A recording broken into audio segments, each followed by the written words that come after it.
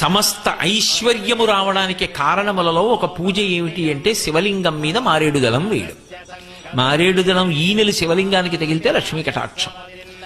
ఆయన ఇవ్వలేని ఐశ్వర్యం లేదు లోకంలో. అందుకే పటవే నమః అని ఒక నామం ఆయనకి. ఆయనని అడిగితే ఆయన ఇవ్వగలిగినది ఏమిటో మనకి తెలియదు. మౌనంగా ఉంటే నువ్వు ఊహించలేనంత ఇవ్వగలడం. ఆయన శక్తి సామర్థ్యములు అసాధారణములు.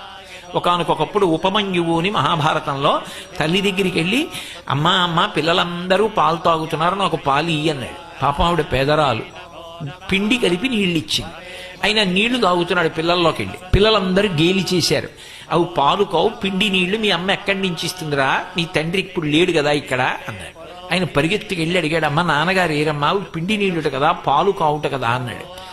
ఆవిడంది విసిగిపోయి, తండ్రి లేకపోవడం ఏమిట్రా, శంకరుడు నీ తండ్రి. ఏరమ్మా అన్నాడు. తపించు కనపడతాడు. వెళ్ళి పిల్లవాడు పట్టుదలతో తపస్సు చేశాడు, ప్రత్యక్షమయ్యాడు బాలుడి భక్తికి. ఏం కావాలన్నాడు. పిల్లవాడు కదూ, పాలు కావాలన్నాడు. రే నేను శివుడిరా, పాల అడిగి ఇంకేం కావాలన్నాడు. నాకు పాలే కావాలన్నాడు. మరి పిల్లలతో మాట వచ్చింది కదా. ఆయన చూశాడు, పాలే కావాలా, నీకోసం పాల సముద్రాన్ని సృష్టిస్తున్నా అని క్షీర సముద్రాన్ని సృష్టించాడు. అది ఆయన శక్తి.